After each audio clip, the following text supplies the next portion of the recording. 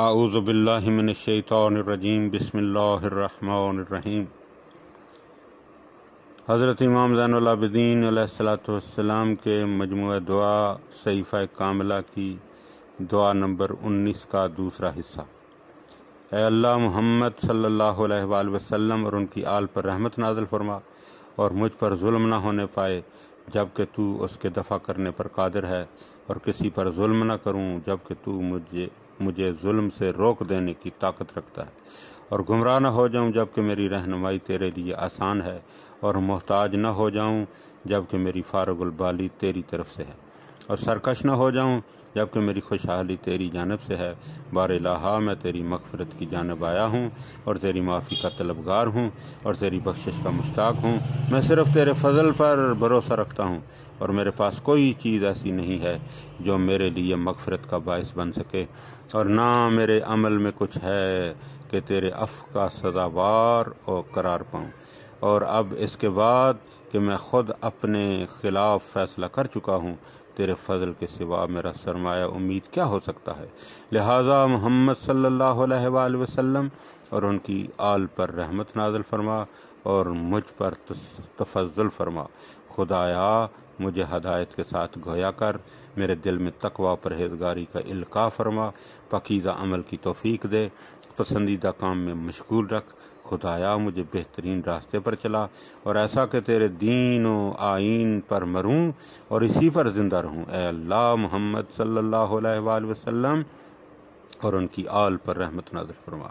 اور مجھے گفتار و کردار میں میانہ روی سے بہرہ مند فرما، اور درست کاروں اور ہدایت کے رہنماؤں اور نیک بندوں میں سے قرار دے، اور آخرت کی کامیابی اور جہنم سے سلامتی عطا کر۔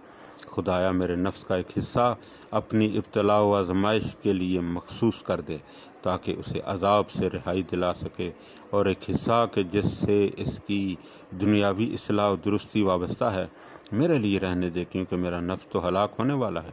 مگر یہ کہ تو اسے بچا لے۔ اے اللہ، اگر میں غمگین ہوں تو میرا ساز و سامان تسکین تو ہے، اگر ہر جگہ سے محروم ہوں تو میری امید گاہ تو ہے، اگر مجھ پر غموں کا ہجوم ہو تو تجھ سے داد و فریاد ہے۔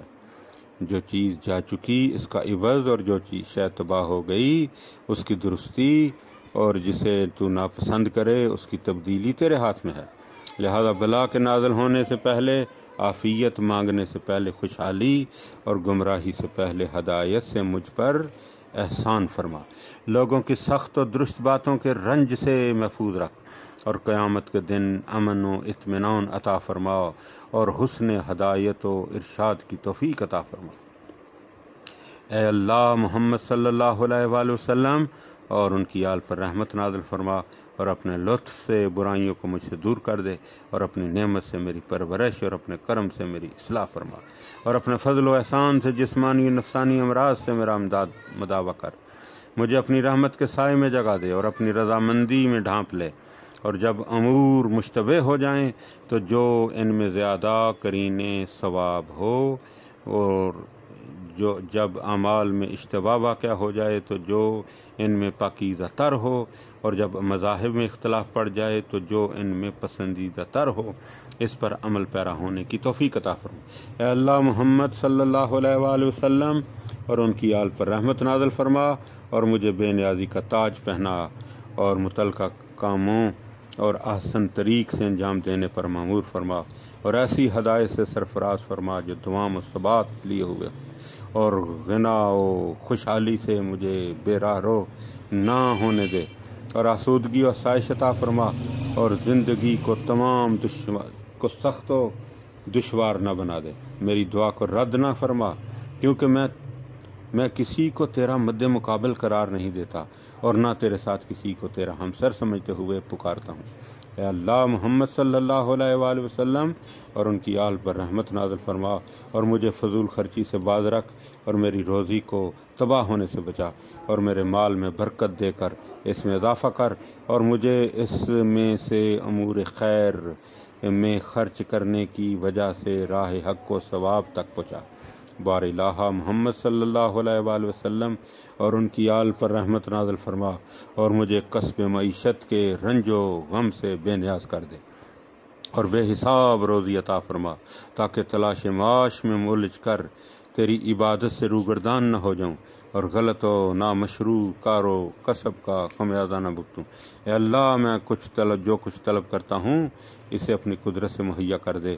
اور جس چیز سے خائف ہوں اس سے اپنی عزت و جلال کے ذریعے اپنا دے۔ خدایا میری آبرو کو غنا و تونگری کے ساتھ محفوظ رکھ، فقر و تنگ دستی سے میری منزلت کو نظروں سے نہ گرا، کہ تجھ سے رزق پانے والوں سے رزق مانگنے لگوں اور تیرے پست بندوں کی نگاہ لطف و کرم کو اپنی طرف موڑنے کی تمنا کروں، اور جو مجھے دے اس کی مدح و ثنا، اور جو نہ دے اس کی برائی کرنے میں مبتلا ہو جاؤں، اور تو ہی عطا کرنے اور روک لینے کا اختیار رکھتا ہے،